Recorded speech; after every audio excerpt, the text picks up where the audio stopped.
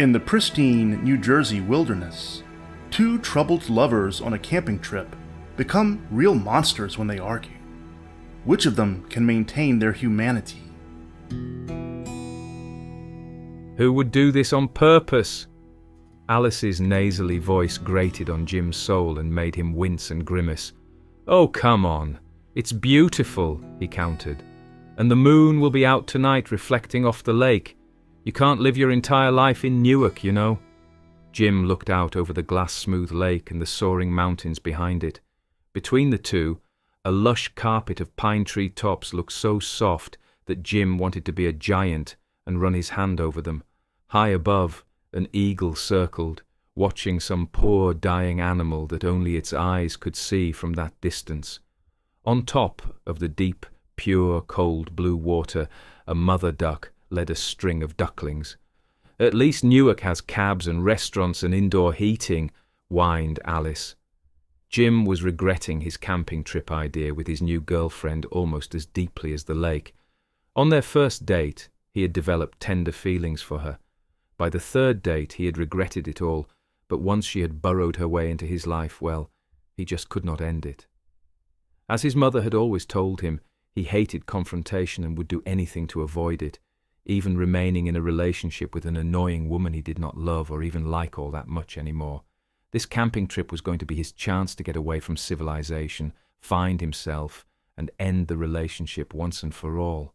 Still, he wanted to give her one last chance to drop her constant complaining, criticizing, and overall obnoxiousness. Wait, he said. Hold on just a second. I want to get to the campsite before dark. I don't want to be in the woods in the dark. It's dangerous. As if confirming, a soul howl came from the distance. She threw her eyes wide and spun around in the direction of the sound. Oh my God, she wailed. What was that? Is that wolves? They'll eat us alive. Why'd you bring us to a place with wolves? He chuckled and said, Alice, calm down. Listen, wolves are everywhere. They're harmless. They don't attack humans unless they're starving to death and there's a whole pack. That just doesn't happen. I'll protect you from anything out here, all right? Her face relaxed slightly. She stepped towards him, looked into his eyes, and smiled. One of the rare smiles that Jim had ever seen on her hatchet face. Really? You'll protect me? He nodded and smiled. Oh, Jim, that's actually romantic, she said softly. For just a moment, Jim thought that maybe he was breaking through her bitter shell to the real women beneath. Perhaps, he thought, she wants me to be a protective man. Maybe that's how to get her to soften up. She continued, You're usually never romantic, not romantic at all. And there it was. Alice was back. He wanted to try just one last time to break through the fine fissure that he hoped his offer of protection had cracked into her. Just look for a moment. Look. The lake, the mountains, the pine trees. The air is cool but not cold. The sun is bright, no clouds in the sky. We're in paradise. Don't you think it's all so calm and beautiful?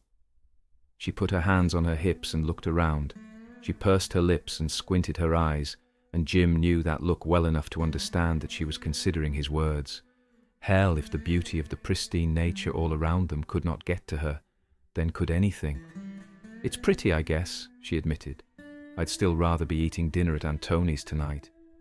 He sighed out his last hope of changing her. She added, Can we please get to the campsite? You need to set up the tent and build a fire and make us dinner. I read all about it on a camping website. We have to set up the tent and build a fire before dark, or the wild animals will get us. He laughed a deep and hearty laugh at her foolishness. Seriously, he said. Wild animals? Alice, listen.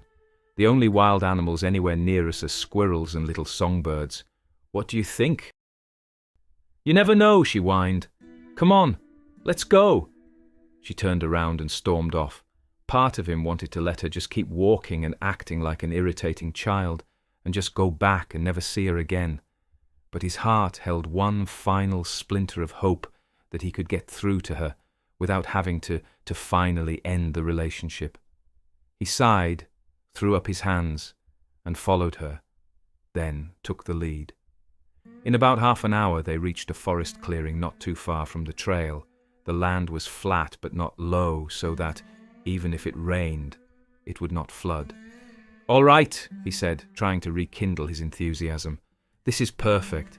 I'll set up the tent and get a fire going, then we can cook dinner. I hope you like steak. I have 2 nice, thick, juicy ribeyes." She grimaced and said, "All this meat. It's not good for you, you know. You'll have a heart attack at 40. He opened his backpack and gritted his teeth so as not to say something he would regret. 15 minutes later, the tent was erect. He dug a fire pit and lit a fire, thankful that his mum had enrolled him in the Boy Scouts as a kid. Another wolf howled, this time a bit closer. "Oh God, we're going to die!" she exclaimed with wide, panicked eyes. He actually felt sorry for her, always having to live with that anxiety and pessimism. In a moment of softness, he put his arm around her shoulder. "It's okay, really. Those wolves you hear won't hurt us. In their eyes, we're giant ape predators. They are scared of us, and I have a way with animals. I promise we're safe here." He felt the tension in her shoulders relax a bit. He sat her down on a log near the fire. She remained quiet, perhaps too scared to argue, or perhaps genuinely comforted by Jim's words and gesture. He decided then to give her one last chance. If she returned to her bad ways even once, then it would be over for her. He cooked the steaks, and they enjoyed a delicious dinner free of arguing or complaining. As the sun dipped below the horizon and the almost full moon rose to take its rightful nocturnal place as the queen of the world, a light mist rolled off the lake across the campsite.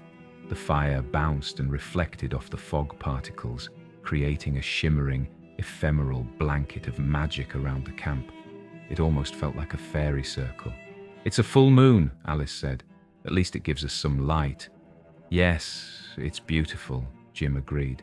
"Technically full tomorrow night, but the night before and the night after, a full moon are magical too. Don't you love the way the fog kind of reflects the moonlight and the firelight?" She looked around and said, "I don't know. It's kind of scary." He felt the weight of sadness upon his heart. Was she veering back to her usual ways? Would he have to end it tonight? "Did you like the steaks, apart from the pending heart attack?" he asked, with the cutest sheepish grin he could muster, hoping to use humor to deflect her annoyance. "Well, they were good, sure," she said, and his heart swelled. Had he won her over? "But," she said, and his spirits sank, "it would have been nice to have some vegetables too, you know." Her whiny, nasally tone was back. "You know, it's one thing to come out here and pretend to be a mountain man and eat meat and pretend to fight wolves. But in real life, back in Newark, you really need to change a lot of things. You need to eat better and work out and, you know, I was thinking, you really need to get a better job. You don't make enough to support me if we get married, and my mother says you're no good."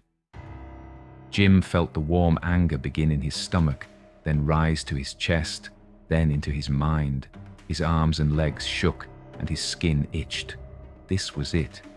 He had given her a chance to change, to be nice. He had gone out of his way to arrange the camping trip in this beautiful setting.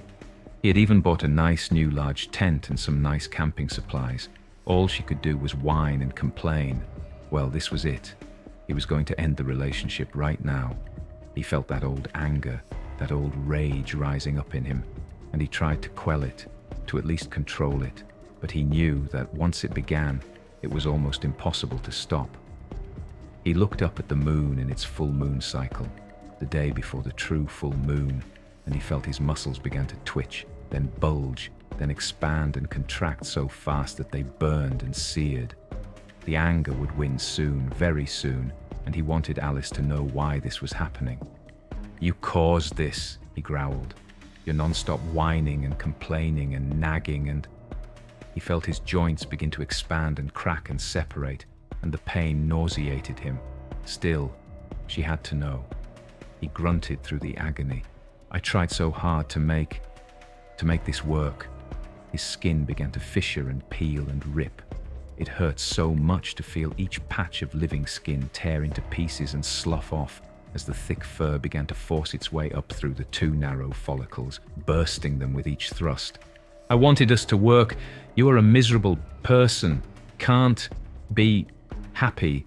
And his fingernails ripped off as the claws burst through his bleeding fingertips. and his lips split open as his new lupine muzzle crushed through his face, as the wolven snout replaced his human face, and the sharp fangs shattered his human teeth into pieces that pattered onto the ground.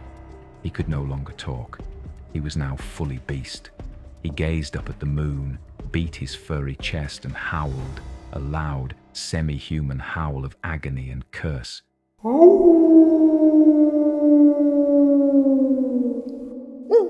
From throughout the forest, wolves howled back. He turned to Alice. He felt the thick saliva running from the corners of his snout as his vision changed to shades of orange and green, and he could see in the nighttime darkness perfectly. Alice stood up with a curious look on her face, but not one of fear. He roared, and it shook the tense fabric with its baritone force. With the rage and wild anger of the wolf, he squatted, building up the tension in his leg muscles. Like a cat ready to pounce, he waited only a moment, then burst up and across the campsite. He soared over the fire and towards Alice, ready to tackle her and eat her alive.